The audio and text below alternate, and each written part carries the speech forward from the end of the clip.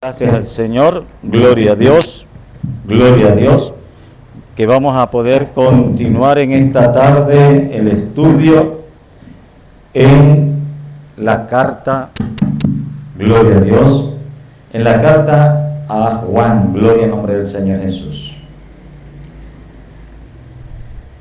¿Qué hermano me ayuda a resumir rápidamente los temas que hasta ahora hemos escuchado en la carta a Juan, en la carta del apóstol Juan a la iglesia, primera epístola de Juan? ¿Algún hermano me ayuda a resumir cuáles son los temas principales que hemos leído, estudiado en los estudios pasados? Cristo es la luz. Ajá, no hay tiniebla en él, mi hermano Gregorio.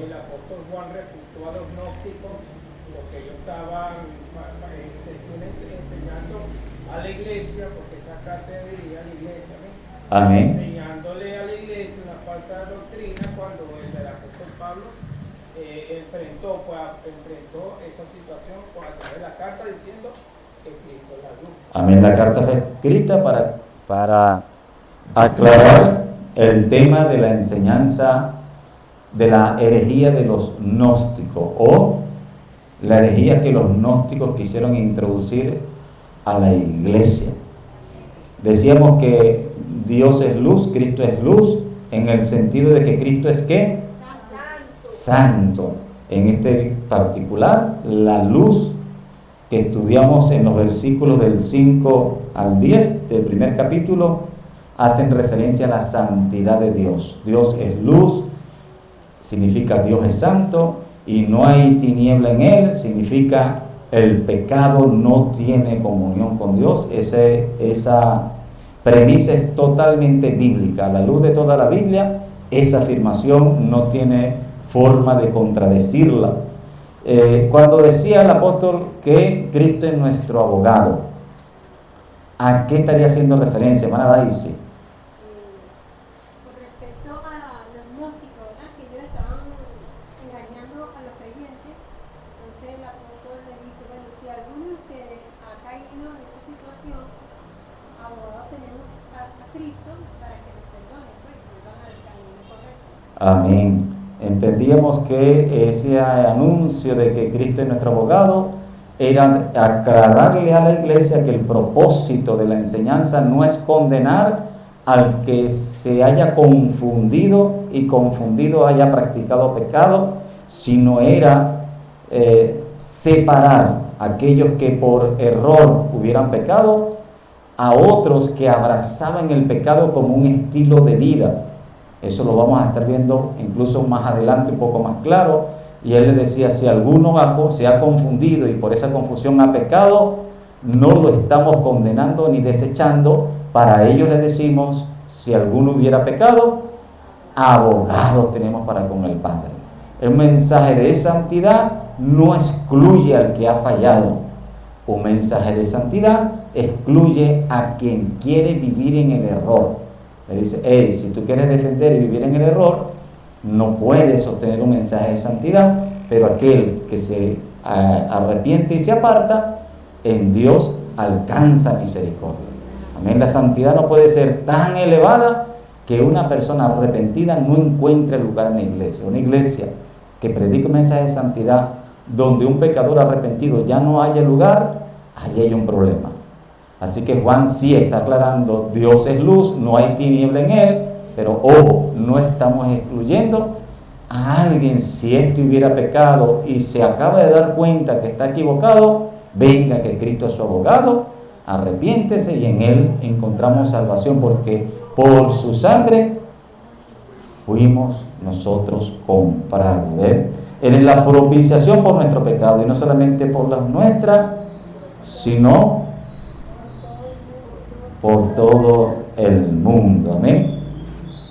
Y aquí llegamos a un tema que sí está un poco más difícil de ver, que es un nuevo mandamiento que al mismo tiempo no es tan nuevo mandamiento.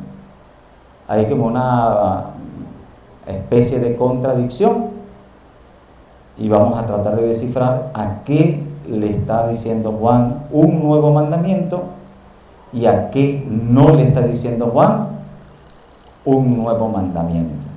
¿Algún hermano me pudiera hacer el favor? Y vamos a leer 7 y 8. Primera de Juan. Gloria a Dios. Gloria a Dios. 7 y 8. Amén. Dice la palabra del Señor en 1 de Juan, capítulo 2, versos 7 y 8. Amén. Hermano, no os escribo mandamiento nuevo, sino el mandamiento antiguo que habéis tenido desde el principio. Este mandamiento antiguo es la palabra que habéis oído desde el principio. Sin embargo, os escribo un mandamiento nuevo, que es verdadero en él y en vosotros, porque las tinieblas van pasando y la luz verdadera ya alumbra. Amén. Amén. Amén. ¿Estará el apóstol Juan escribiendo un mandamiento nuevo? ¿Ah?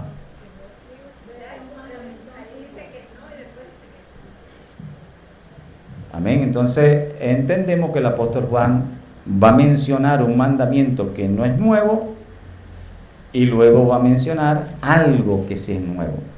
No todo el mandamiento es nuevo, pero él va a hacer mención de algo que sí es de alguna manera nuevo.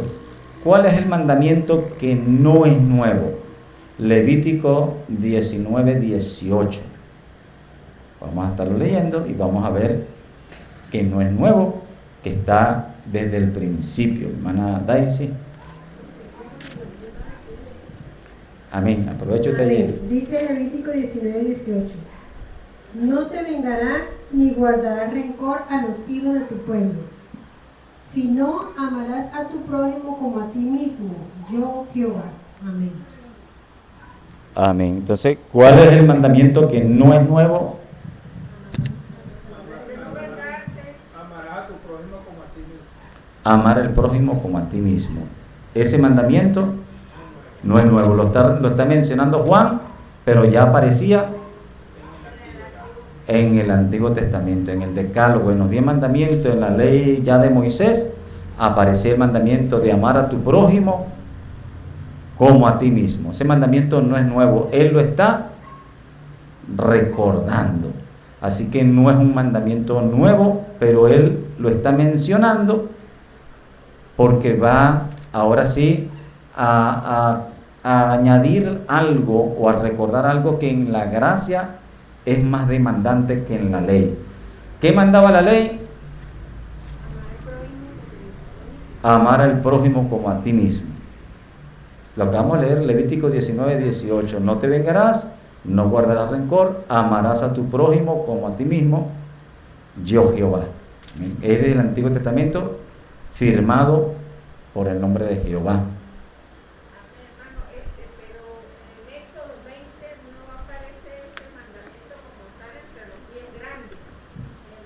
Grande mandamiento estos morales, ¿es que llaman? Más Cristo Jesús lo dijo y aquí claro, en la antigüedad aparece, pero en el Éxodo 20 de los 10 mandamientos no aparece amarás a tu prójimo como a ti mismo como tal. Si sabe leerlo, sí. De hecho, dice, no robarás, no matarás, de los 10 mandamientos, 6 descansan en este principio. Los 6 mandamientos que tienen que ver con amar al prójimo: no robarás, no mentirás, no codiciarás a la mujer. ¿Cuál es el otro? levantarás falsos testimonios. No levantarás falso testimonio. Por supuesto, no matarás. Pasa por amar al prójimo. 6 de los 10 tiene que ver con el prójimo y 4 tienen que ver con Dios. ¿Ven? Entonces, Juan venía hablando del tema de la luz y de las tinieblas. Luz es santidad. Tinieblas es pecado. Así que él está precisando que el quebrantar la ley es tiniebla, es pecado. y está recordando uno de los principios más importantes de la ley. El Señor Jesucristo lo citó como, en un resumen, la segunda parte de la ley. La primera parte de la ley tiene que ver con amar a Dios, la segunda parte de la ley tiene que ver con amar al prójimo. Amén. Vemos lo importante que es, y Juan nos está recordando eso para mostrar algo donde ahora algunos cristianos estaban fallando, porque no entendían la magnitud de este mandamiento. Decía el Antiguo Testamento, amar al prójimo como a ti mismo te debe llevar, lo leímos en Levítico, no guardar rencor, a no vengarse. Ese era más o menos, era aproximadamente unas cosas que nos mostraba que estábamos amando al prójimo. Pero ahora en la gracia la demanda se ha vuelto más excelente. Y esa demanda es la que él ahora quiere resaltar para que veamos el error que se estaba cometiendo o que estaban cometiendo algunos en la iglesia. Vamos a leer ahora del verso, leímos 7 y 8, 9 y 10. Perdón, 9 al 11. Amén, gloria al Señor. Dice así la palabra del Señor. El que dice que está en la luz y aborrece a su hermano, está todavía en tinieblas. El que ama a su hermano permanece en la luz, y en él no hay tropiezo. Pero el que aborrece a su hermano está en tinieblas, y anda en tinieblas, y no sabe a dónde va, porque las tinieblas le han cegado los ojos. Amén. Vemos que Juan no cambió el tema. Vemos que Juan no se olvidó que él venía hablando de que Dios es luz y en él no hay tinieblas. Y entonces Juan está precisando, bueno, hay personas entre nosotros que dicen estar en luz, pero en verdad están en tinieblas. Dicen estar en luz, pero están extraviados, tan extraviados que no se han dado cuenta que están extraviados. Están tan perdidos que no se han dado cuenta que están perdidos. Están tan faltos de luz que no se han dado cuenta que están ellos mismos en tinieblas y se creen estar en luz. ¿Por qué?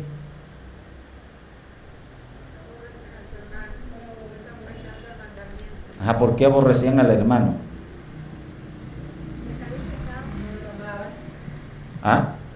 ¿Por qué no lo amaban?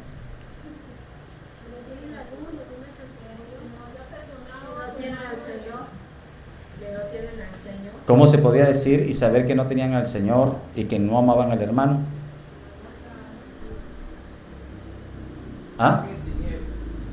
Porque estaban en tinieblas. Estaban en tinieblas porque no mostraban amor a su hermano. Pero ¿cuál es la razón que da Juan para decir ustedes están en tinieblas? ¿Por qué Juan dice que aborrecían al hermano? ¿Cuál era la razón puntual por la que Juan decía ustedes aborrecen a su hermano? Porque Juan les decía a ellos que todavía estaban en tinieblas. Vamos a leer 1 Corintios 10:32.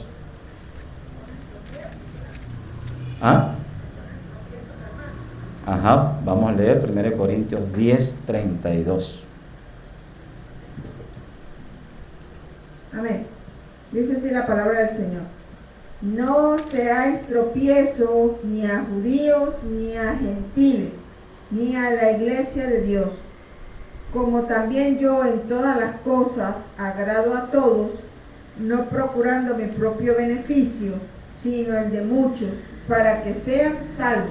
Amén. Dice el apóstol Juan, el apóstol Pablo a los Corintios, que él procuraba no poner tropiezo a quienes. Amén. Pablo decía, hay dos personas a las que yo cuido mucho, a los judíos y a los gentiles, y especialmente a la iglesia. ¿Sabe de qué estaba formada la iglesia?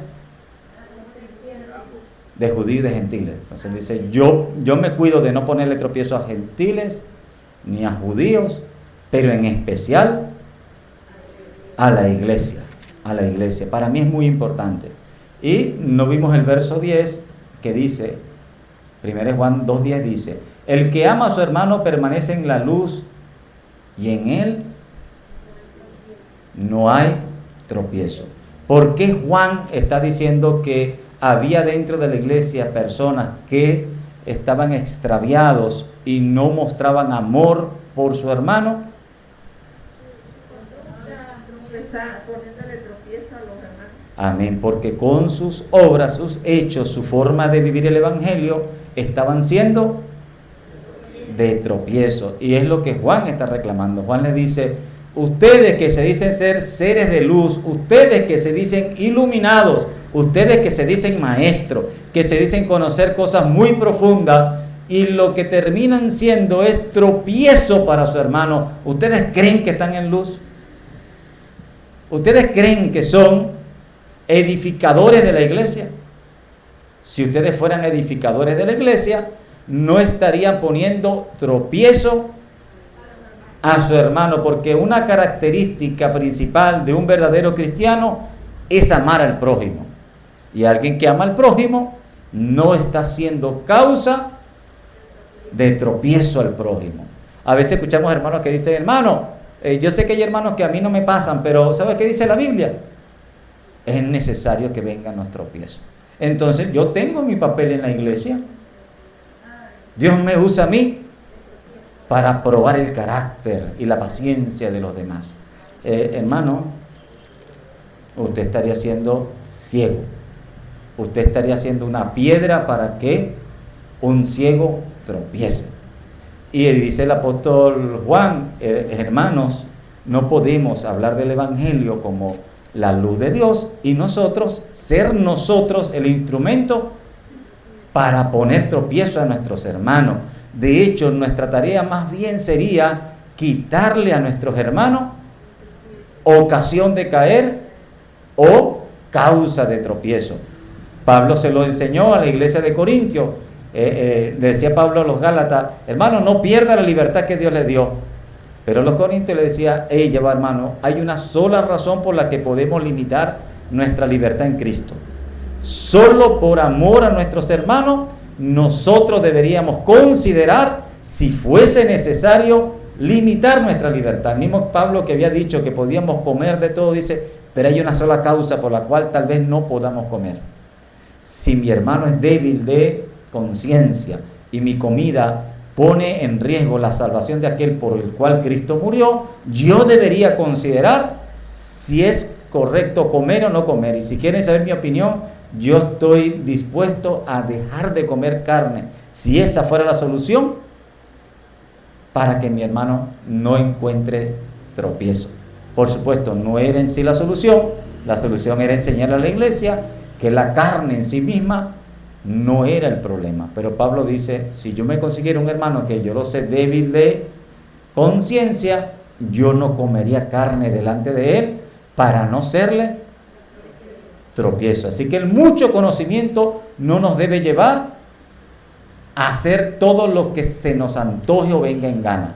Un verdadero cristiano con buen conocimiento sabe cuándo limitar su libertad para no ser causa de tropiezo al hermano. Y hablando de la libertad que de verdad puede tener un cristiano. En el caso de los gnósticos, ellos llevaban un sentido de libertad, que era decir que cualquier cosa que se hiciera en la carne no podía ser considerado pecado. ¿Cuántos pecados se cometen en la carne?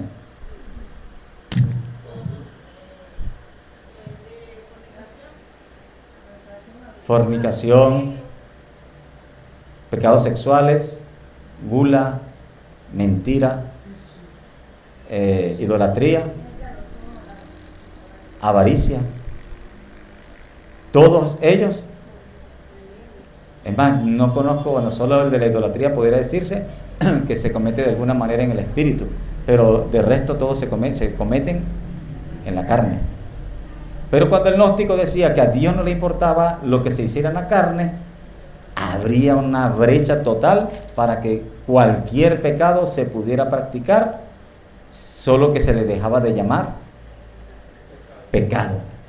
Por eso Juan está aclarando aquí el tema y dice, hermano, hay algo que no están teniendo en cuenta algunos hermanos, hay algo que estos maestros que andan por allí itinerantes no están mostrando, y no es un mandamiento nuevo, pero tiene que ver con un mandamiento antiguo. El mandamiento antiguo decía, amarás a tu prójimo como a ti mismo. Pero hay algo que en la gracia se le ha añadido a ese mandamiento. En la gracia ese mandamiento ha adquirido un adicional, que es lo que él ahora está diciendo, mas sí les voy a decir algo nuevo. No es un mandamiento nuevo, pero tiene algo nuevo. María Jacqueline.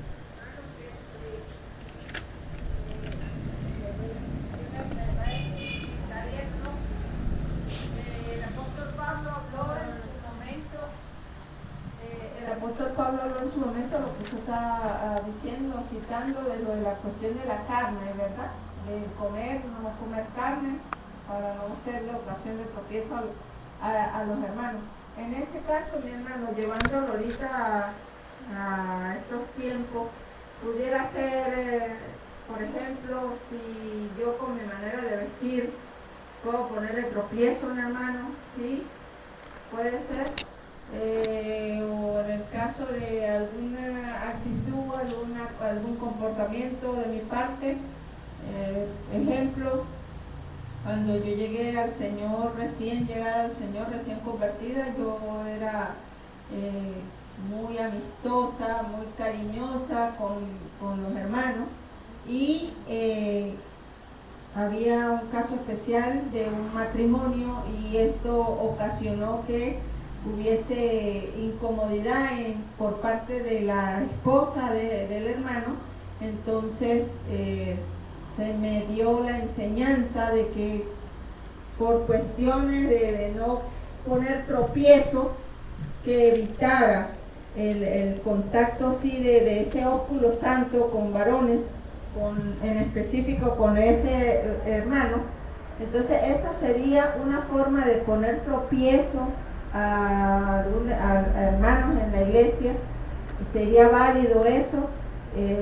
Me llama el Señor a mí así, a que yo me abstenga a hacer cosas que yo pueda ocasionar que algún hermano o alguna hermana en la congregación vaya a sentirse mal, vaya a pecar.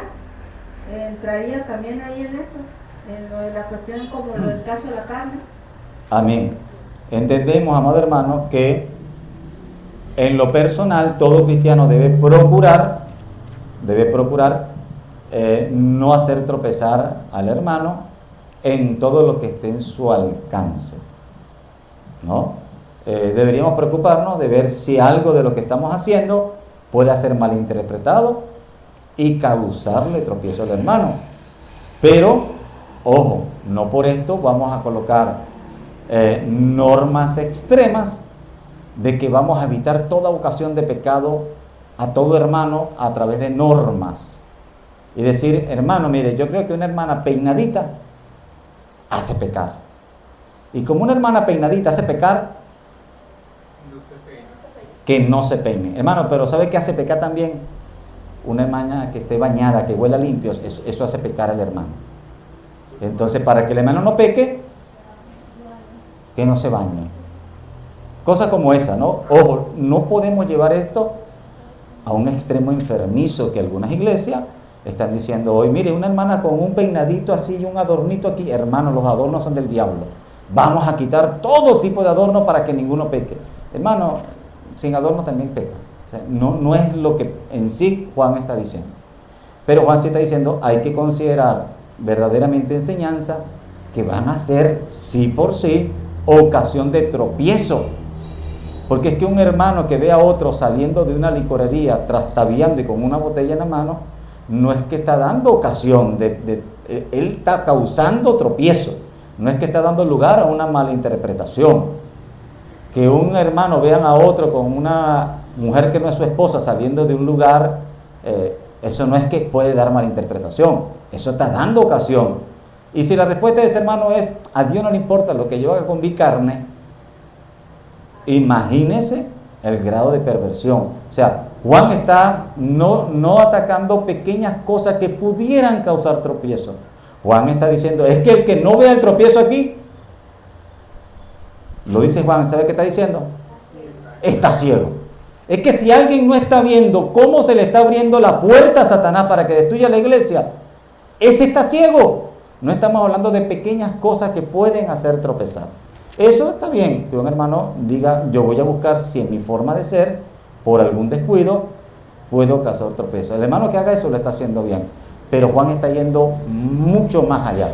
Juan está condenando una enseñanza que hacía tropezar, sí por sí, a todo verdadero cristiano. Todo verdadero cristiano debía encontrar en la forma en que los gnósticos enseñaban que se podía vivir el evangelio, un gran tropiezo que era imposible sobrepasar sin chocar con él.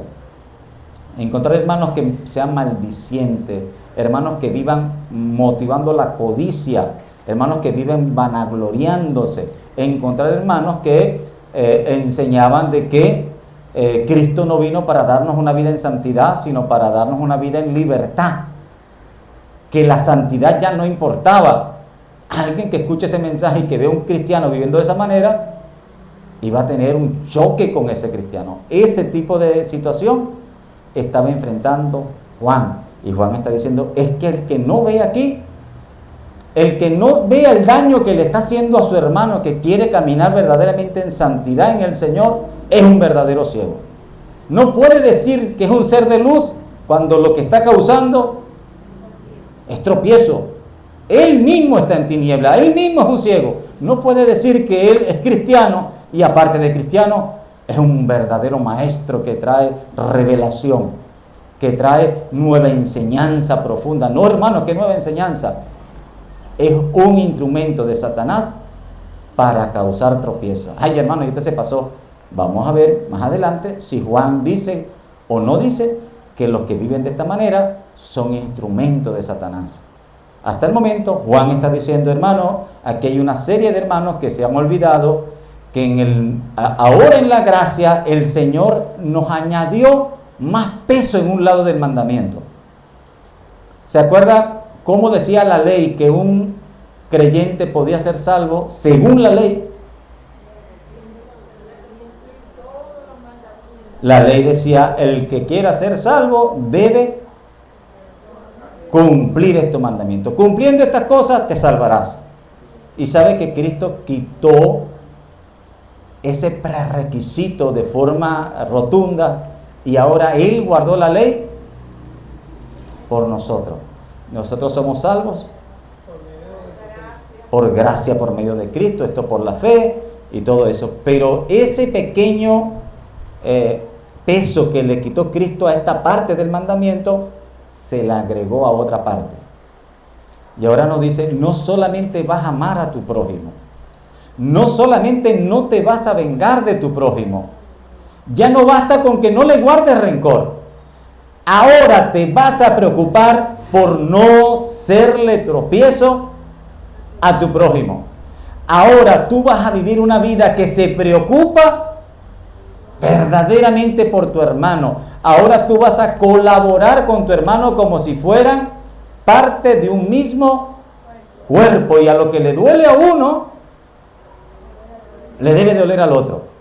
Y lo que le incomoda a uno, debería incomodarle a otro. Pablo decía, ¿quién de ustedes, cuando yo veo que se enferma, yo también no me enfermo? ¿Quién de ustedes, yo no he sido solidario con ustedes? ¿Quién de ustedes, cuando yo lo veo llorar, no me acerco y le consuelo? O no me gozo con las victorias que ustedes tienen. ¿Quién de ustedes yo no le he mostrado mi unión con ustedes en Cristo? Ese vínculo debería ser. Y está ahora diciendo Juan, hermanos, recordemos que hay una parte nueva en ese viejo mandamiento, y es el no causar tropiezo a tu hermano. Muchas de las cosas que nosotros hoy en la iglesia cristiana practicamos tiene que ver con esa sana preocupación de no hacer tropezar a nuestro hermano. Algún hermano dice, hermano, pero hay cosas que no están literalmente en la Biblia. Es que ciertamente no todo tiene que estar literalmente en la Biblia. Ya Pablo nos demostró y dijo, la comida es un tema que ya en la Biblia está claro. La comida no me condena. Pero luego de aclarar el tema dice, pero hay algo que yo debería tener presente a la hora de comer. La debilidad en la conciencia de mi hermano. Y yo debería, a la hora de comer, ver quién está a mi lado y si yo no le estoy causando un problema en su conciencia. Y si es así, con toda la libertad que yo tengo de comer lo que sea, yo debería optar por no comer algo. Claro, Pablo no se queda allí. Pablo le dice, claro, yo le aconsejo al hermano débil que no juzgue al que come. No le estoy dando la razón al débil para que juzgue a todo el que come. Le estoy diciendo, hermano, por amor a tu hermano no comas. Y le estoy diciendo al débil, hermano, por amor a tu hermano, no lo juzgues. Deberíamos cada uno de nosotros mostrar amor por nuestros hermanos, comprendiendo en aquellas cosas donde o nos falta conocimiento o nos falta tacto. Mi hermano William. Te quería preguntar, hoy por hoy, ¿dónde ubicamos, cuál es el hermano débil? ¿Cuál es el hermano débil hoy? Entonces acabas de decir el que carece de conocimiento. El que carece de conocimiento, el que cree que todo es pecado, el que cree que el inmaduro. De hecho, para allá vamos. Justamente es el próximo punto de Juan. No lo pudo decir nadie mejor que mi hermana. Y vamos a seguir leyendo, vamos a leer del 12 al 14. Primera de Juan, capítulo 2, del 12 al 14.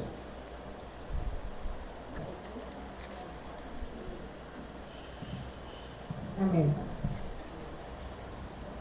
Os escribo a vosotros, hijitos, porque vuestros pecados os han sido perdonados por su nombre.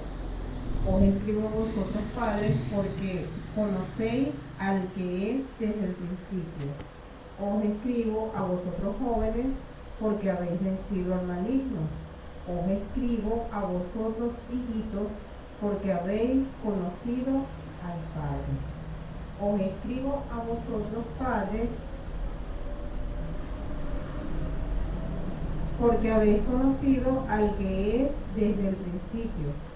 Os he escrito a vosotros, jóvenes, porque sois fuertes y la palabra de Dios permanece en vosotros y habéis vencido al maligno.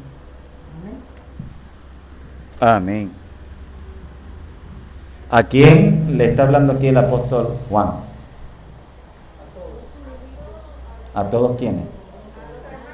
¿A cuáles hermanos?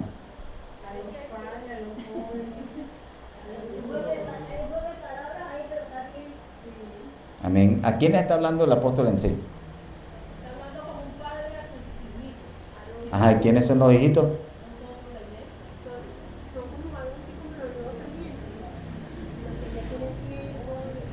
Amén. Vemos que Juan divide la iglesia en dos grupos. Algunos pudieran ser, dicen, no hermano, dos no, ahí hay como 6 grupos. Les habla a quienes, en primer lugar,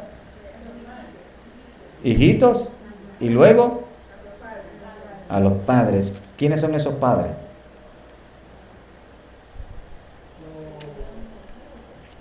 Los que tienen a los hijos. Amén. Vemos, amados hermanos, que cuando venimos fríos y leemos allí, decimos, Juan le está hablando a los padres de familia. A los padres de familia, y le está hablando a los jóvenes de la familia, porque dice hijito y dice jóvenes. ¿No? Mayormente dice padres, pero dice hijitos y jóvenes. Entonces aquí Juan se empezó a dar consejería familiar. Ya Juan se metió en el tema de la familia y está hablando a los hijos y a los padres. Eso es lo que pudiéramos pensar si llegamos allí frío y no vemos qué es lo que está tratando el apóstol. Pero entendiendo lo que está tratando el apóstol, él no está tratando con la familia, ni con el matrimonio, porque ni siquiera dice esposo y esposa. No es como en el caso que el apóstol Pablo sí puede en algún momento tratar con los Corintios, o en Efesios, o en alguna de sus cartas, y empezar a decirle, le voy a dar un consejo a los padres, le voy a dar un consejo a los hijos, le voy a dar un consejo a las esposas, le voy a dar un consejo a los jóvenes, otro consejo a los ancianos. Aquí no está hablando consejo a jóvenes y a padres, aquí está hablando a la iglesia. Y él está dividiendo a la iglesia en dos grupos. El grupo de padres. ¿A quién estará él haciendo referencia como padres? A los maduros, a los que ya tienen un tiempo y un conocimiento claro de las cosas del Señor. Ellos en cuanto a la familia del Señor estarían ocupando el lugar de autoridad, un lugar de madurez. A ustedes padres, a ustedes que ya están puestos para ser ejemplo, los maduros, los fuertes, los que, acaba de decir mi hermano, los que ya comen vianda y no están tomando leche. A estos hermanos maduros les estoy hablando. ¿Y sabe por qué les estoy hablando? Porque ustedes han vencido al maligno. Ya ustedes no son esclavos del maligno. Si ustedes son hijos de Dios y están como hombres maduros en la iglesia, ustedes debieron haber vencido al maligno. Ustedes no son esclavos del maligno, ni son amigos del maligno, ni caminan de la mano del maligno. Ustedes vencieron al maligno y andan en luz. ¿Recordamos qué es luz? Santidad. Hermano, no puede haber alguien en la iglesia como autoridad de la iglesia caminando en pecado. No puede haber alguien que diga: yo soy un maestro tan elevado en mi espíritu que yo puedo practicar el pecado y a mí el pecado no me afecta. Eso decían los gnósticos. Aquí Juan dice: yo les estoy hablando a unos maduros en el Señor que han vencido el maligno y no tienen tiniebla en ellos, porque si tienen tiniebla son mentirosos, no hay comunión en ellos. Así que en la iglesia hay maduros a los cuales yo les estoy hablando y tienen una característica: han vencido al maligno. No se le ve en su vida pecado. No andan practicando el pecado y defendiendo el pecado. Ellos han vencido al maligno. Los maduros, los padres han vencido al maligno. ¿Van a gloria? Amén. Entonces a ellos les está hablando aquí en la forma en que amorosamente Juan se expresa a la iglesia. Primero le llama hijitos. Hijitos míos. ¿Quiénes son los hijitos de Juan según esta carta? Toda la iglesia. Pero dentro de mis hijitos hay algunos que ya tienen madurez para ser padres. Ya tienen madurez para ser ejemplos a otros. Ya tienen madurez para tomar una posición en la iglesia de autoridad. A ellos yo le hablo. Y también le hablo a la iglesia, porque también hay dentro de la iglesia jóvenes, hijitos, aquellos que están comenzando a caminar o a crecer en el Señor. ¿Cuáles son esos? Vamos a ver.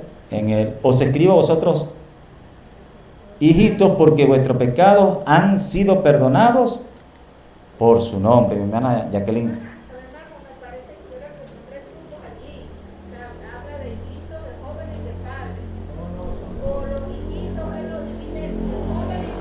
Hijitos también son jóvenes. Claro.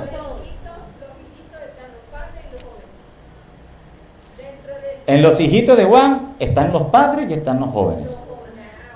Pero también le llama hijitos a los más jóvenes en la iglesia. Los nuevos creyentes. A ellos son, dentro de sus hijitos, los más hijitos, los más jovencitos. Y hay otros que Juan los llama hijitos para él, pero en la iglesia también ocupan un lugar de autoridad. Juan no usa la palabra nieto, pero esos segundo grupo de hijitos serían como mis nietos en el Señor. Aquellos que tal vez han sido ganados por la predicación de un discípulo de Juan. Ellos son hijitos de otro. Pero no está diciendo Juan esto para que entremos en la paternidad y empecemos a reconocer nuestros padres en el Señor y empecemos a decir, sí, papá. No. Juan no está diciendo esto para añadirle una figura de autoridad y de solemnidad en la iglesia. Le está diciendo, en la iglesia hay dos tipos de hermanos, hay dos tipos de creyentes. Hay creyentes maduros que pueden ser considerados padres, a ellos les estoy hablando. Mi autoridad de apóstol no es para los nuevos creyentes solamente. Mi autoridad de apóstol me da en el Señor con todo el amor que los estoy llamando hijitos para decirle a ustedes padres les estoy escribiendo para que recuerde que ustedes han vencido el maligno. Ya ustedes no pueden vivir en pecado. Ustedes han vencido al espíritu que opera en el mundo. Ustedes han vencido al enemigo. Ahora no pueden andar en tiniebla. Y por si acaso también les estoy escribiendo a los nuevos creyentes. También les estoy escribiendo a los jovencitos en el Señor. Mi autoridad no solamente es para que, como yo estoy en el punto más alto, yo les hablo a los que tienen autoridad y no puedo tener comunión ni dedicar tiempo. No. Yo como apóstol en el Señor, todos ustedes son mis hijitos en el Señor. Son mi responsabilidad en el Señor. Y a todos les estoy hablando y recordando lo importante que es para la iglesia la santidad en el Señor. ¿Cómo puede alguien decir que ha vencido a Satanás y practicar las obras de Satanás? ¿Quién representa Satanás? ¿A la luz o a las tinieblas? Es el príncipe de las tinieblas. Y si Satanás representa las tinieblas y nosotros hemos vencido a Satanás, podemos nosotros convalidar y defender la práctica del pecado en la iglesia. ¿Puede un maestro en el Señor pararse a defender el pecado como algo tolerable en la iglesia? Porque al final de cuentas todos pecamos y todos somos humanos. No. Así que Juan está aclarando que ni los jóvenes, ni los nuevos creyentes, ni los más jóvenes en edad, ni los que recién se han convertido, como los que tienen más tiempo, inclusive si vinieran del judaísmo y tienen conocimiento del viejo mandamiento y de las viejas enseñanza, ninguno de ellos puede abrazar el pecado como una práctica tolerable, porque primero le dice a los padres que han vencido al maligno, pero también dice en el verso 14, terminando la segunda parte del 14, algún hermano me lo ayuda a leer, mi hermano José Gregorio, el verso 14.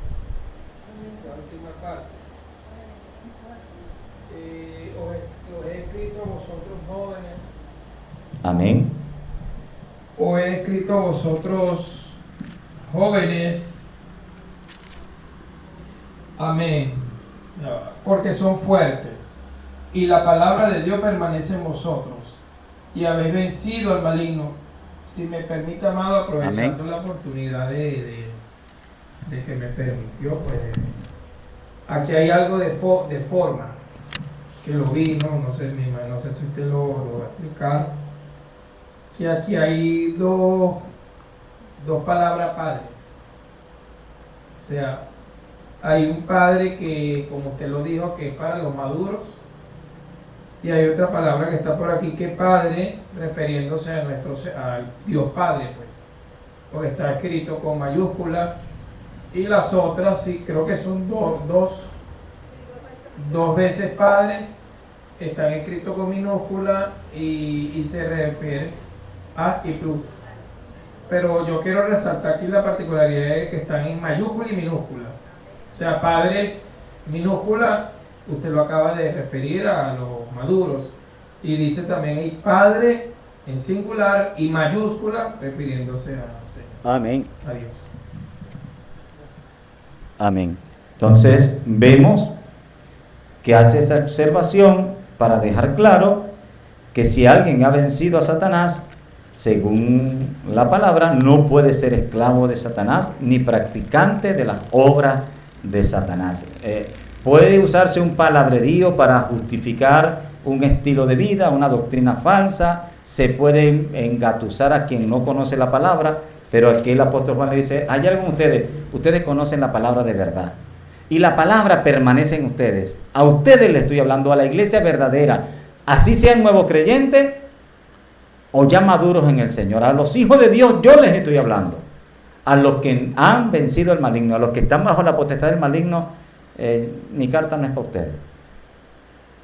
Mi carta es para los hijos de Dios, sean maduros o nuevos creyentes. Y le digo a los maduros, hermanos, tenemos que tener amor por nuestros hermanos, procurando no ponerle tropiezo a nuestros hermanos. Nuestro conocimiento en el Señor no nos puede llevar a vivir una forma desordenada que hagan que nuestros hermanos se confundan y puedan encontrar en nosotros tropiezo.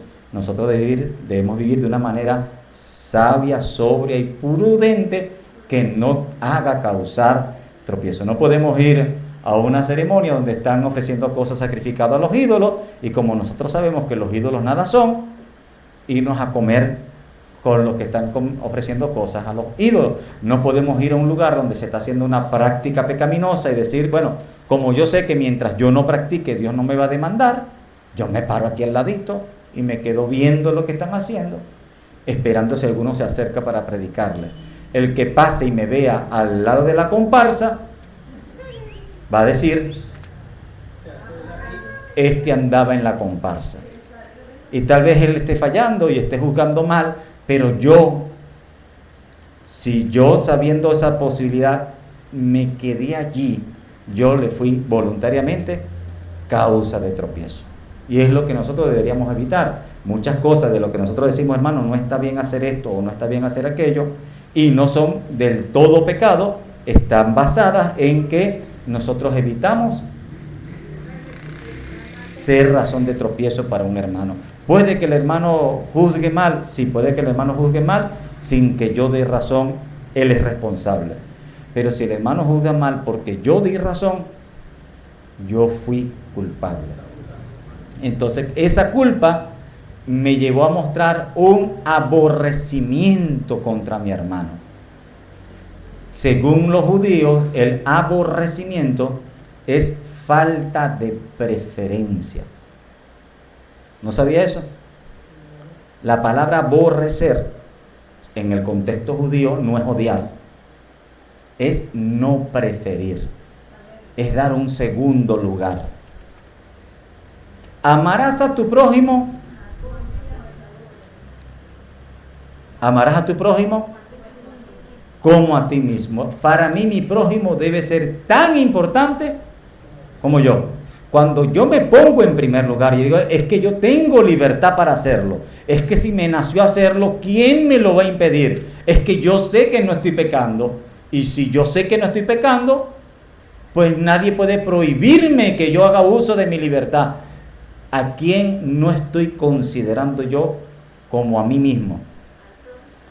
Al prójimo. Yo me estoy poniendo yo en un lugar preferente, estoy pensando en mí, y el prójimo le estoy dando, si lo quiero decir así, por lo menos un segundo lugar.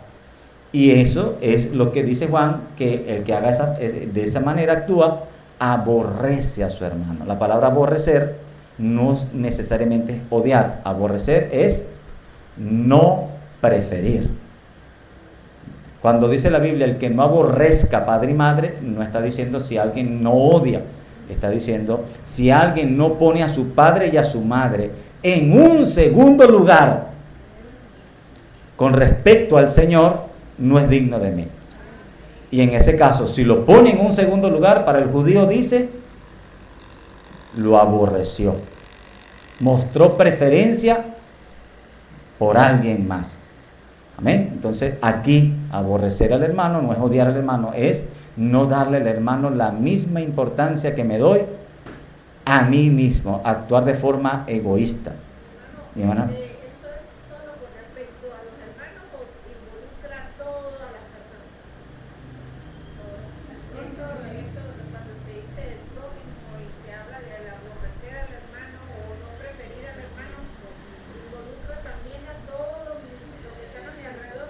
Por decir algo, si yo soy una empleada en una empresa y yo hago, porque no estoy en la iglesia, no me importa lo que digan los demás, porque igual son pecadores y no sé qué, esa actitud sería...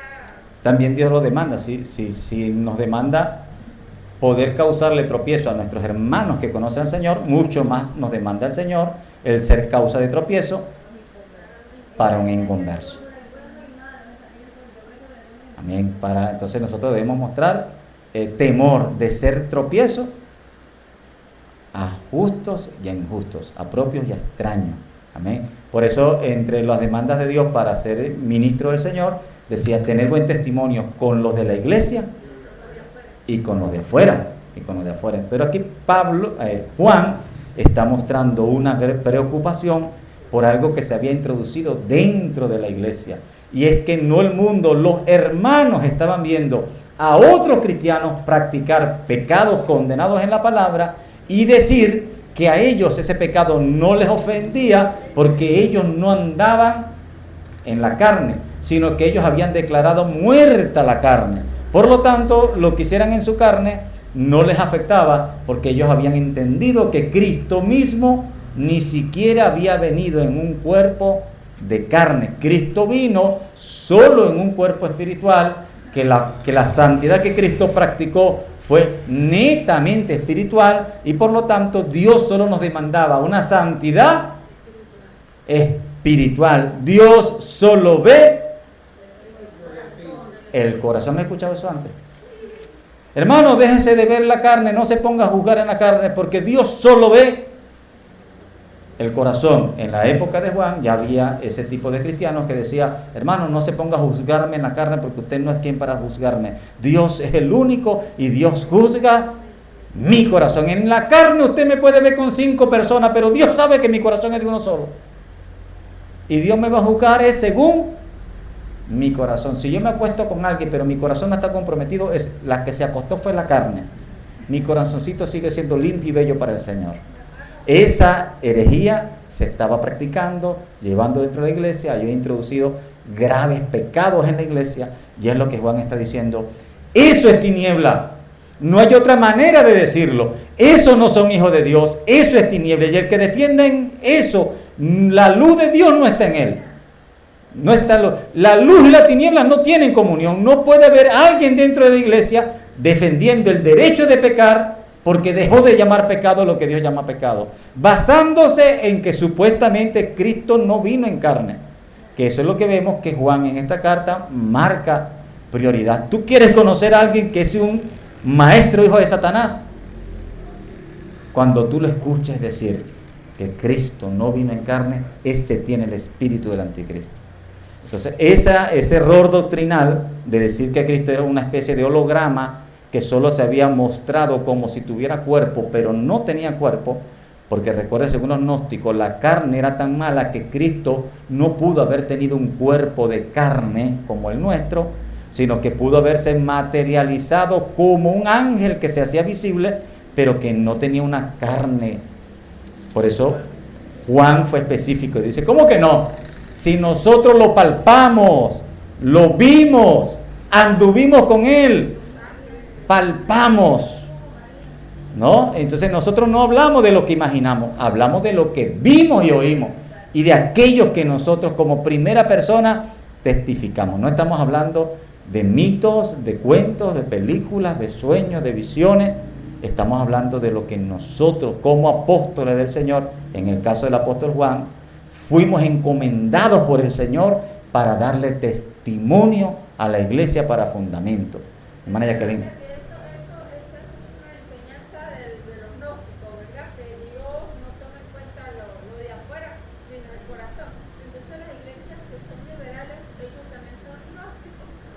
El gnosticismo no solo está en iglesias liberales, no solo está en las liberales, se ha introducido en muchas iglesias conservadoras, solo que no todas las enseñanzas de la misma forma, pero el gnosticismo está permeando tanto iglesias liberales como conservadoras. ¿Por qué? Porque no hemos abrazado los fundamentos sólidos de la palabra, y algunos no hemos abrazado el que Dios solo ve el corazón, pero han empezado a abrazar otros tipos también de herejías gnósticas que al final van a llevar, yo no sé si usted ha visto últimamente, pero muchos conservadores radicales están abrazando iglesias liberales porque en el espíritu son uno mismo, porque en el fondo somos una sola iglesia. Y usted ve hermanos que eran muy ligeros para condenar a otros, pero ya andan abrazaditos con profetas de nueva era, de corte liberal, porque ahora su espíritu se unió con el espíritu del otro, y a mí Dios me reveló que ya lo que yo decía pecado no era pecado, que eso era fanatismo, y vaya usted por allí.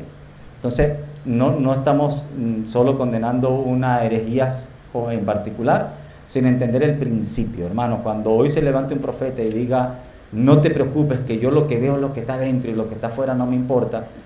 Tenga cuidado con ese principio. También el otro extremo, cuando usted ve a alguien que solo pone importancia en lo exterior. El peinado que a mí me gusta y el que yo apruebo es este es mi peinado santo. Cuidado con esa, porque Dios no pone la vista exclusivamente en lo de afuera.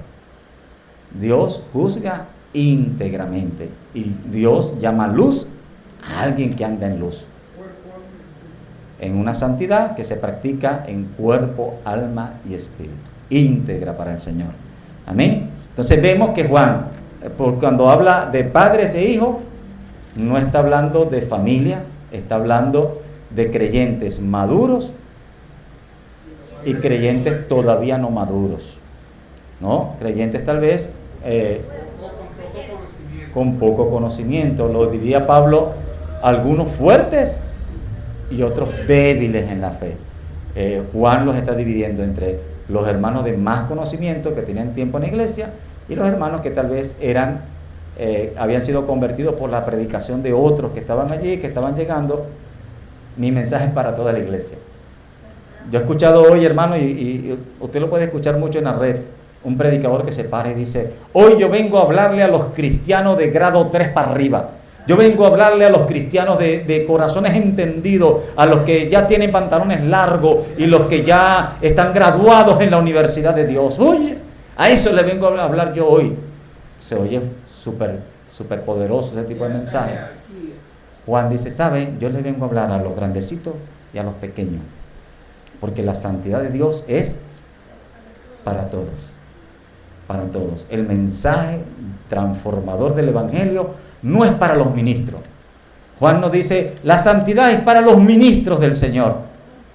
Juan dice: la santidad se comienza a practicar desde que llegamos a la iglesia hasta que nos vamos al cielo. Amén. Somos luz. No tenemos comunión con la tiniebla porque nuestro Dios es luz y en Él no hay tiniebla. Y si alguien le está haciendo tropezar a su hermano, en él hay tal tiniebla que él mismo es ciego. Ve que Juan tiene una coherencia, no cambió el tema por completo.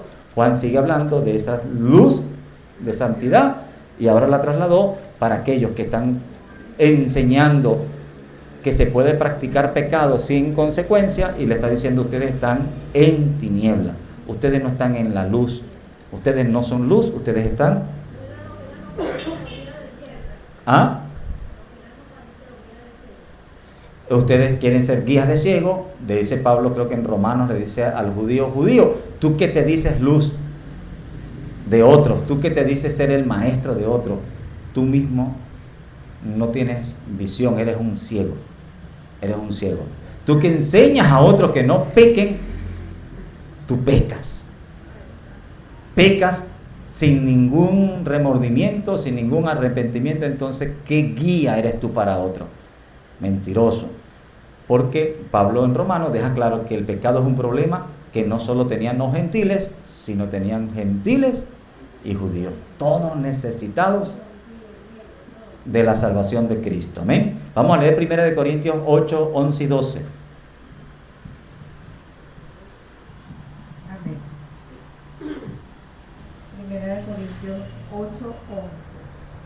Y por el conocimiento tuyo se perderá el hermano débil por quien Cristo murió. Entonces dice: de esta manera, pues, pecando contra los hermanos e hiriendo su débil conciencia, contra Cristo pecáis. Amén. ¿Qué significará en este pasaje el mundo? No améis el mundo ni las cosas que están en el mundo. ¿Qué significará en este pasaje? El mundo. El sistema. ¿Qué? Sistema de gobierno.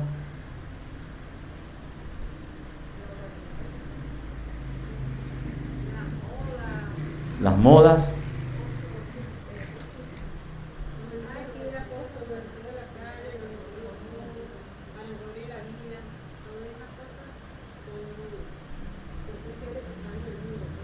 Amén.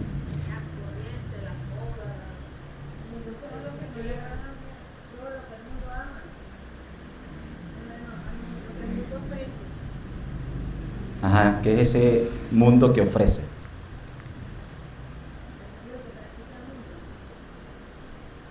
¿Cómo? ¿Qué ofrece el mundo, mi hermano pastor? Depravación, corrupción, porque eso es lo que está ofreciendo el mundo. Ok, pero entonces, ¿a qué está haciendo referencia aquí Juan cuando dice no améis el mundo? En concreto.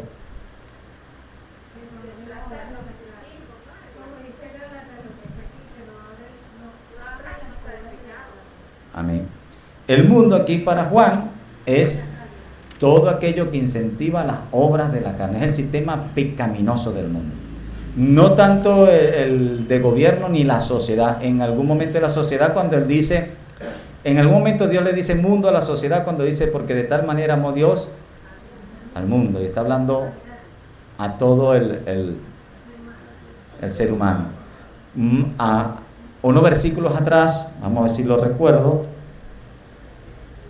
2:2 dice, y eres la propiciación de nosotros, y no solamente por los nuestros, sino por los de todo el mundo. Ese mundo es toda la humanidad, pero aquí no está hablando de toda la humanidad, ya aquí el sentido de mundo es diferente.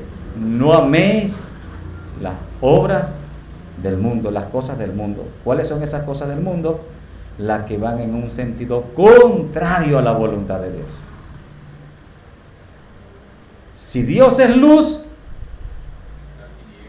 el mundo es tinieblas. Las tinieblas son pecados. El mundo ama el pecado.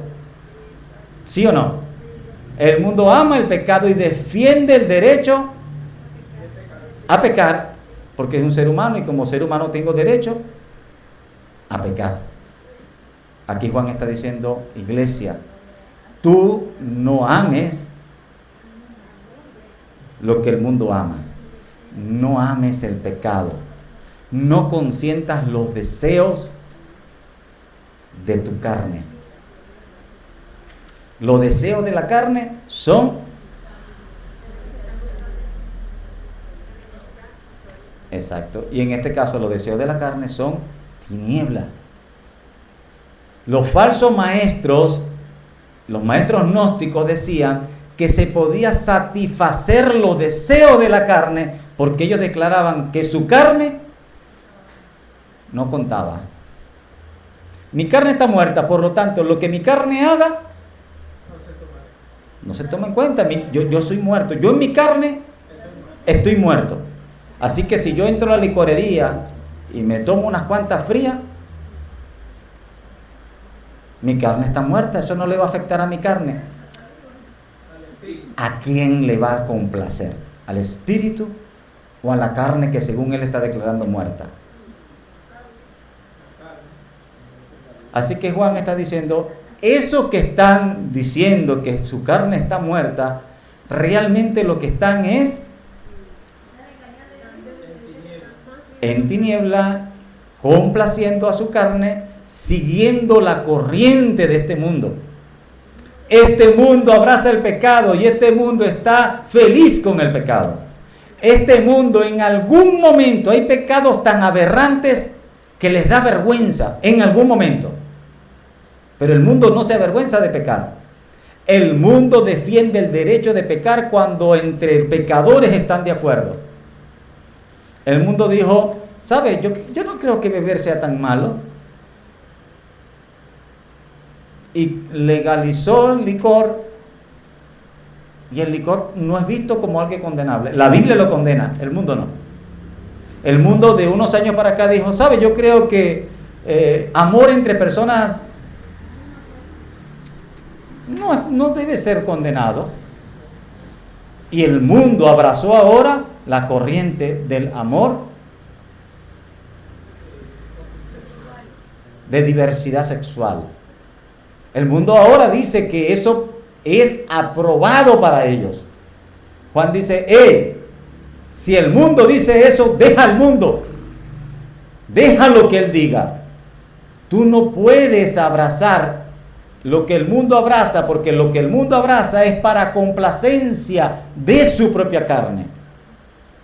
Deja que el mundo se complazca su carne. Si ellos están viviendo en la carne, Es normal. Es normal que el mundo apruebe el pecado que a él le parece, porque el mundo está viviendo su propia vida, en su propia complacencia. Pero el cristiano no vive para complacerse a sí mismo.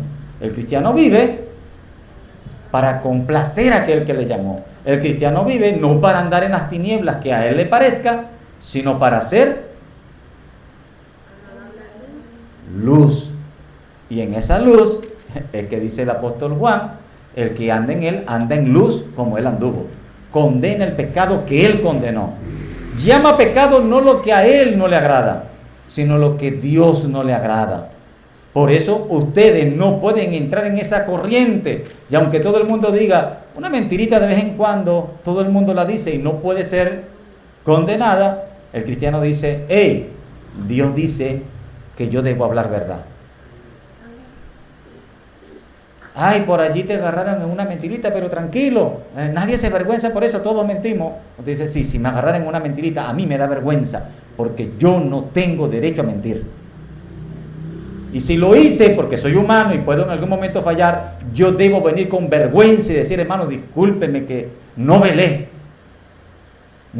Y aunque el mundo no ve eso como condenable ni como importante, yo como parte de la iglesia no puedo tener tinieblas en mí.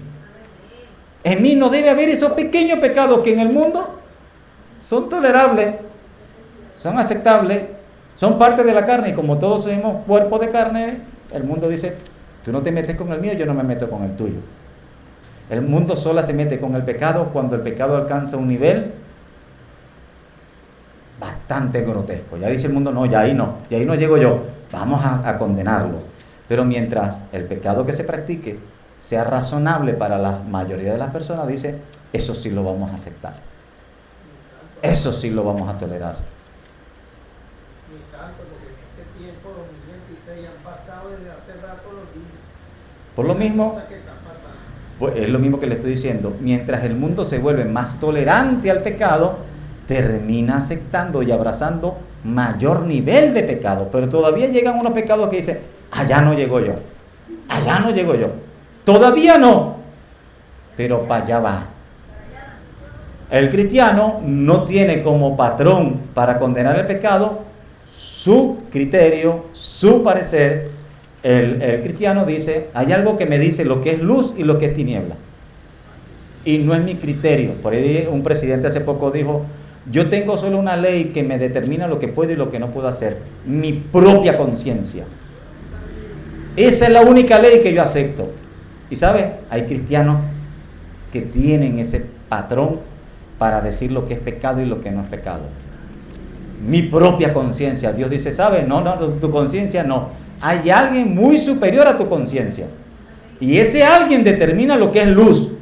Y él llama luz a lo que es santo. Y llama tiniebla a lo que es pecado. Y tú debes, de igual manera, caminar como él caminó. Y debes llamar tiniebla a lo que él llamó. Por eso es que hay iglesias hoy que están abriendo la puerta y están diciendo, ay, pero ¿quiénes somos nosotros para condenar? Ay, pero ¿quiénes somos nosotros para señalar?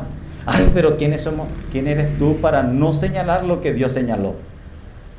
¿Quién eres tú para dejar de llamar pecado lo que Dios decidió llamar pecado? Nosotros no tenemos criterios de elección, nosotros repetimos porque Juan lo acaba de decir, debemos caminar como Él caminó. Entonces entendemos que el mundo aquí es ese sistema pecaminoso que ha construido el hombre basado a su propio criterio, a su propio parecer, donde el hombre ha determinado que algunas cosas son pecados tolerables y otras cosas son pecados intolerables todavía. Pero en el momento que la mayoría empiecen a tolerar, dice, bueno, vamos a ir a unas votaciones, vamos a incluir una ley y en esta ley vamos a aceptar este y este pecado. Hace poco yo lo he mencionado varias veces, un presidente de un país cercano dijo, hay una solución para todos los problemas ilegales. Vamos a quitarle la I y nos resolvemos el problema y volvemos legal todo lo ilegal, facilito, le borramos la I. Y pareciera chiste, pero es de verdad preocupante y es un criterio a usar. Si nosotros nos disponemos a decir que ya eso deja de ser malo, ¿quién nos puede obligar a seguir condenando algo que nosotros decidimos ya no condenar? Si lo empezamos a llamar de uso recreativo, ya no lo empezamos a llamar estupefacientes o cosas así, sino le decimos, esto tiene un uso recreativo. No, de uso controlado. Empecémoslo a llamar sustancias de uso controlado y vamos a permitir ciertas cantidades. Y yo creo que, para mí, a mi parecer, una cantidad pequeña puede ser aceptable. Bajo ese criterio, algunos dejaron de llamar delito lo que toda la vida se ha llamado delito y ha hecho mucho daño a la sociedad, pero la sociedad, el mundo, cambió. Dios dice, el mundo puede cambiar y abrazar lo que quiera, condenar lo que quiera y caminar como quiera, pero tú no puedes abrazar el mundo. ¿Ve? No está hablando el mundo vanidoso cualquiera. No está hablando el mundo un zapato con una tirita roja y dice, ¡ay, hermano, esa tirita roja, el Señor reprenda al diablo! No está hablando de un peinado donde alguien se echó un mechoncito para adelante. ¡Ay, hermano, ese mechoncito es del mundo!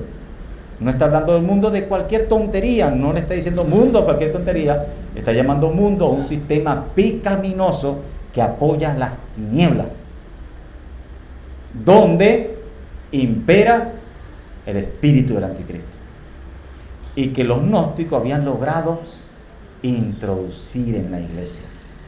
Ese mundo se estaba introduciendo a la iglesia. Escuchen, que la iglesia estaba empezando a amar. No solo a tolerar, a amar. No solo dejó de condenar, ya estaba llegando a niveles donde la iglesia, así como decía amar a Dios con todo su corazón y con toda su fuerza, también amaba su derecho a practicar pecado. Eso es bastante condenable. Vemos que es ese tipo de pecado. Vamos a leer Gálatas 5, del 19 al 24.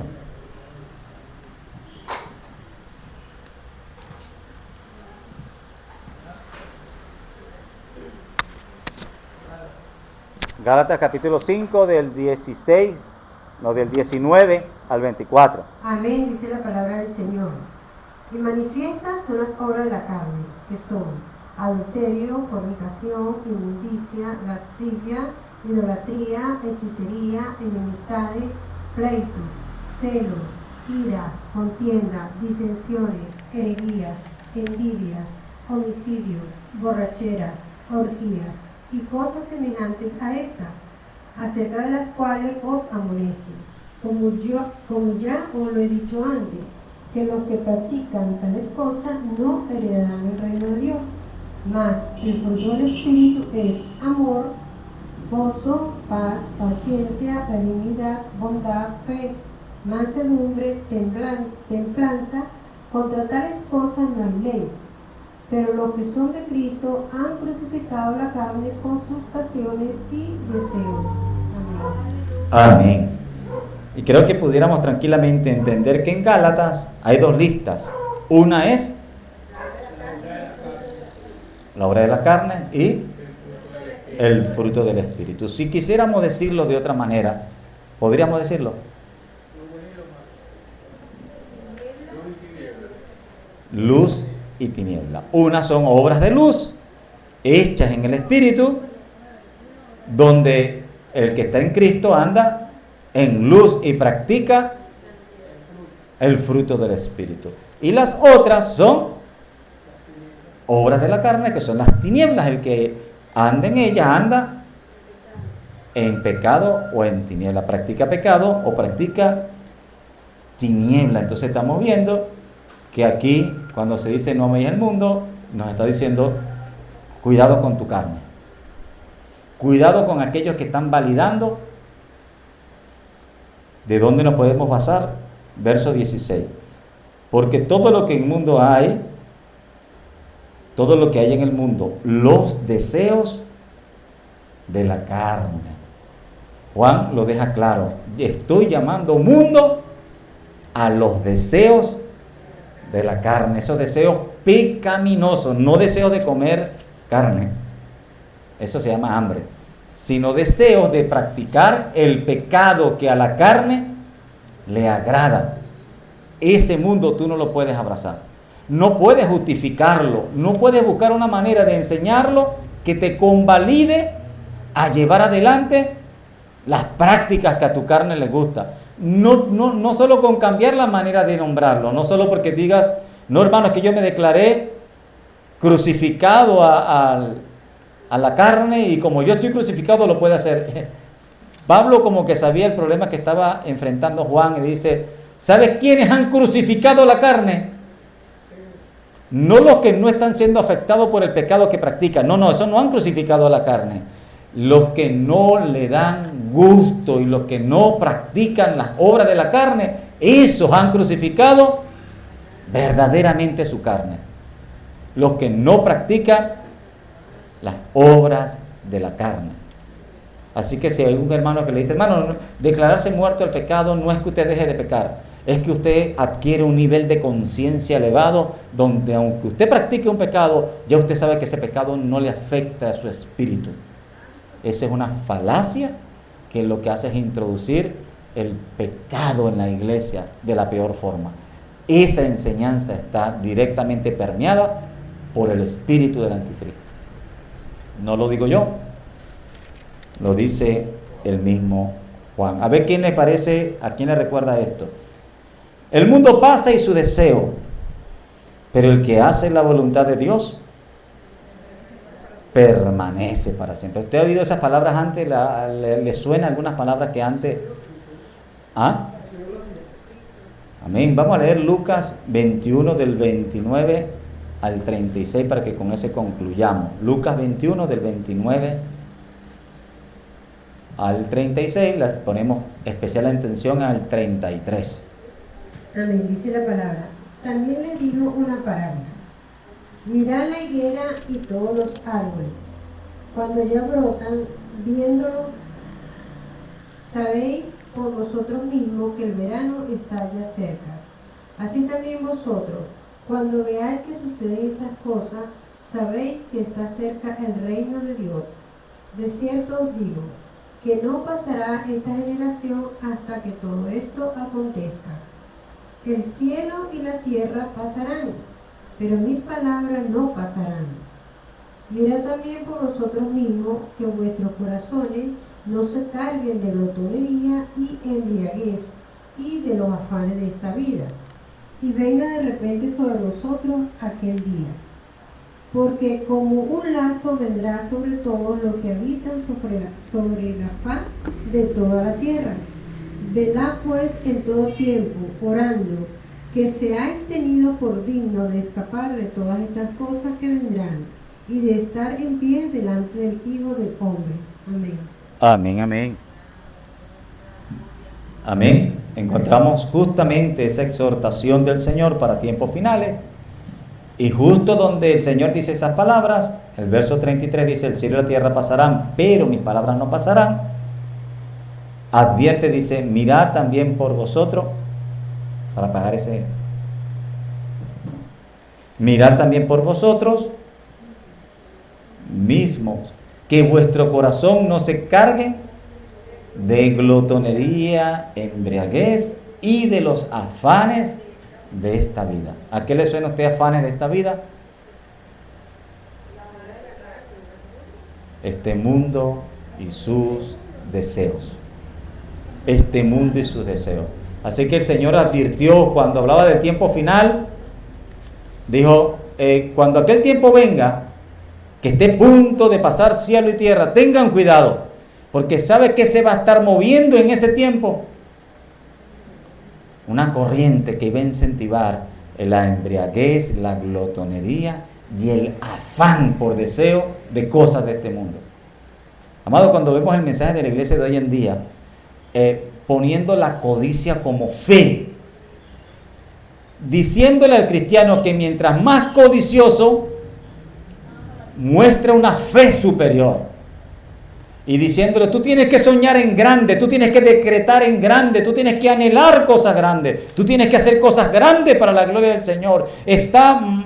Ya basta de ser una iglesia mediocre que no tiene para comprar edificios grandes. que no hemos alcanzado puestos de gobierno grandes. Ya basta, tenemos que establecer el reino aquí abajo. Y para establecer el reino tenemos que alcanzar niveles altos económicos y financieros. Para eso debemos dejar a un lado tanta religiosidad y tanta cosa. Deje de estar condenando el pecado. Necesitamos esos millonarios que están allá afuera, que necesitan del Señor para ser salvos. Ese mensaje, promotor de codicia, donde dicen, si usted oró el mes pasado por 1 millón, este mes ore por 2 millones, para que su fe vaya escalando. Si usted el año pasado compró un carrito, usted este año no puede pedir menos que una camioneta, porque su fe tiene que ir creciendo, cada vez creer por cosas más grandes. Ese tipo de fe, de promoción, no crea una iglesia de fe superior, crea una iglesia codiciosa, ambiciosa, que ama el mundo y los deseos del mundo, que le da al mundo escuchar el mensaje que el mundo desea escuchar. Deja de condenar el pecado y promueve los deseos de la carne. Hermano, para que esos que están allá afuera se conviertan, tienen que verte a ti bajar de tu camionetota, vestido con ropa elegante y decir, yo quiero andar como ese evangélico anda. Ese es el mensaje de hoy en día, pero es el mensaje de santidad que Juan le está diciendo a la iglesia, que se estaba predicando en la iglesia. No. Dice, eso es amor por el mundo. Eso no es un mensaje de fe. Ese no es un mensaje de reino. Ese no es un mensaje de prosperidad. Eso es un mensaje de mundanalidad, introducido a la iglesia de forma solapada, que muchos están abrazando. Eso es tiniebla dentro de la iglesia. Eso es mundo dentro de la iglesia. Mundo pecaminoso. Y la iglesia no puede ser tiniebla, porque Dios es luz y en Él no hay comunión alguna con las tinieblas. Juan dice, hay un mensaje que no es aceptable para el creyente, y es el de ámate a ti mismo, el de cree en ti, el de Dios sueña contigo, el de Dios te necesita. No, ese no es un mensaje cristiano. Ese es un mensaje de tiniebla que se ha filtrado dentro de la iglesia. El mensaje cristiano es de negación a ti mismo. Es un mensaje donde tu carne no le va a gustar escuchar ese mensaje. Es un mensaje donde dice, ¿sabe? A veces es necesario padecer por causa del Señor. A veces debemos recordar que a través de muchas tribulaciones entraremos al reino de los cielos, y no de gloria en gloria y de bendición en bendición. Ese mensaje de gloria en gloria es muy atractivo al oído, y es un mensaje que se alinea al mundo y a su corriente. Los brujos toda la vida han ofrecido 3 cosas como su producto principal. El brujo, ¿de qué es brujo? Siempre ha estado ofreciendo salud, dinero y amor. Son las 3 premisas que el hombre sueña. Y hace rato que la iglesia cristiana está ofreciendo salud, dinero y amor. Ven a la iglesia para que seas sano. Ven a la iglesia para que seas próspero. Ven a la iglesia. Dijo hace poco una pastora, ¿qué haces tú peleando con ese esposo viejo y malhumorado que tienes? Ven, que Dios te quiere dar uno nuevo. Ese mensaje se está predicando hoy en las iglesias. No tienes pareja, estás cansado que en el mundo te ha ido mal. Ven, que aquí Dios te va a dar la que tú sueñas. Aquí hay de las bonitas y de las fieles, y viceversa.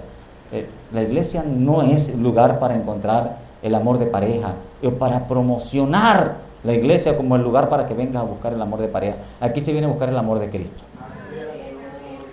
Las otras cosas, dice el Señor, puedan venir por añadidura. Es posible que vengas a la iglesia y te consigas a la suegra de Pedro antes que a la pareja ideal. La iglesia no es el lugar para ofrecer amor de pareja. Ahora viene el 14 de febrero, que es mañana, y usted sabrá que hay iglesias que se adornan de corazoncitos y donde hay dinámicas de amor fraternal, donde hermanos empiezan a expresar amor de amistad a sus hermanos. Cuánto la iglesia se acerca a Dios o cuánto la iglesia se acerca al mundo con estas prácticas, vaya usted a saber. Pero Juan da una palabra clara: no ames al mundo ni las cosas del mundo, porque si te llenas del mundo debes recordar algo: este mundo va a pasar. Nosotros como iglesia del Señor somos llamados a buscar lo eterno, no lo pasajero. Amén. Hermana Jacqueline. Entonces, esto que está diciendo aquí el apóstol Juan también va referente a lo que es la enseñanza de los gnósticos. Eso lo de amar al mundo y esas cosas. Por supuesto. Sigue la misma línea, la misma enseñanza de los gnósticos. O sea que ellos también enseñan eso de la prosperidad. Amén. Los gnósticos daban una enseñanza donde la carne se debía complacer sin problema, porque la carne estaba muerta y se podía dar placer y gusto a la carne en todas las cosas que la carne pidiera. Verso 16. Léalo usted allí. Verso 16. Porque todo lo que hay en el mundo, los deseos de la carne, los deseos de los ojos y la vanagloria de la vida. ¿Qué le suena a usted eso? ¿Quién promueve que tú vas a conseguir todo lo que tus ojos ven y anhelan? Esa doctrina de la prosperidad también viene de ellos. Enseñando la iglesia. Tienen el mismo principio. Los gnósticos no enseñaban prosperidad. Los apóstoles de la prosperidad han abrazado principios gnósticos. ¿Me explico? O sea, no fue que los gnósticos tenían allá los maestros de la prosperidad. Los falsos maestros van a la historia, consiguen alguna enseñanza que les sirve para enseñar lo que ellos quieren enseñar y ellos la introducen porque les suena atractiva.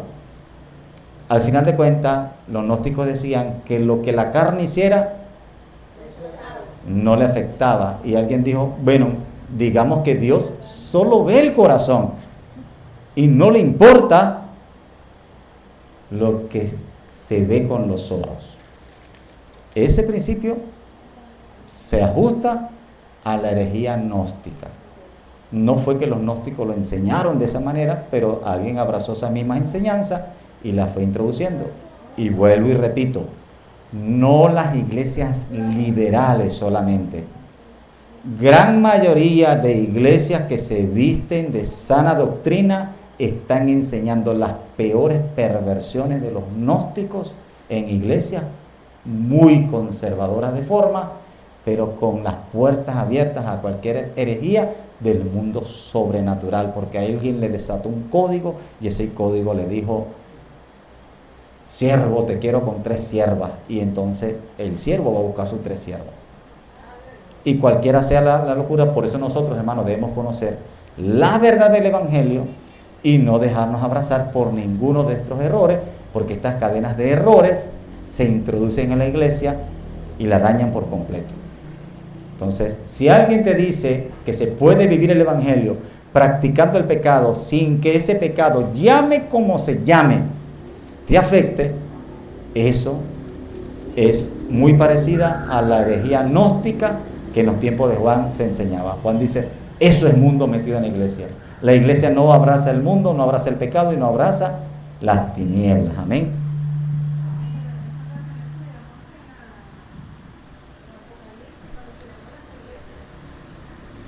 Amén.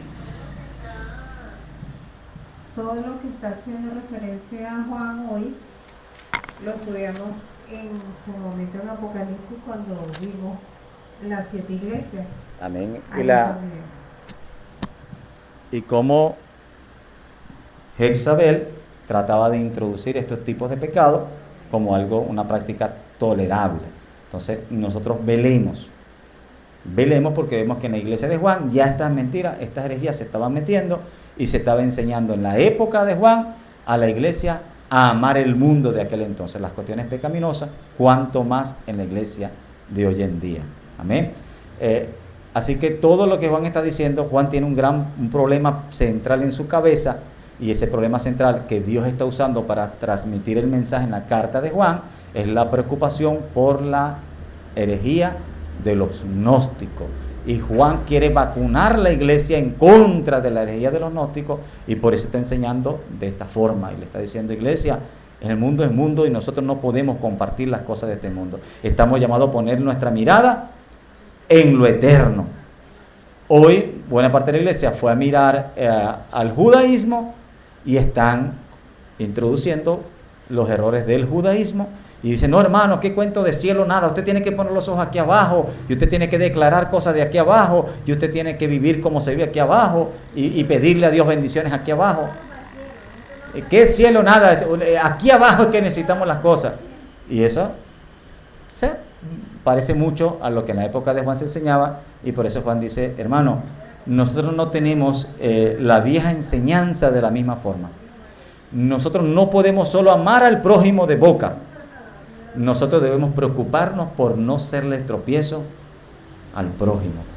Nosotros tenemos los mandamientos de una forma elevada en Cristo.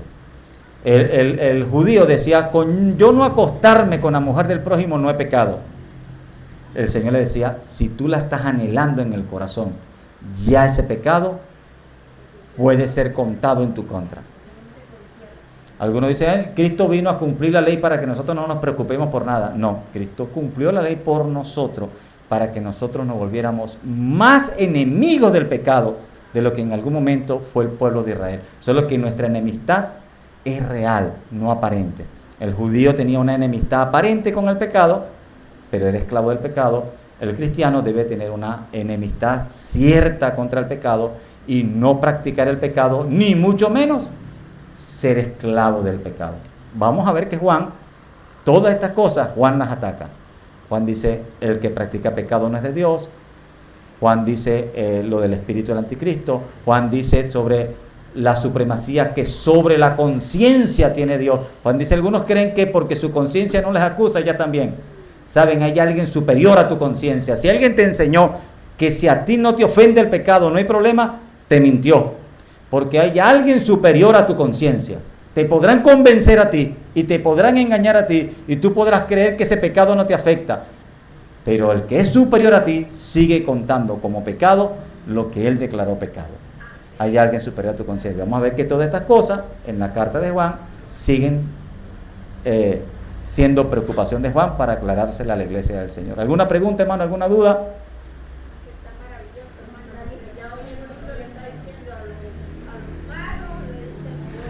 Amén. Esa enseñanza hoy en día es sumamente importante. Ay de aquel que a lo bueno llama malo y a lo malo le llama bueno. Vamos a darle gracias al Señor y a pedirle al Señor que nos ayude, no solo a verlo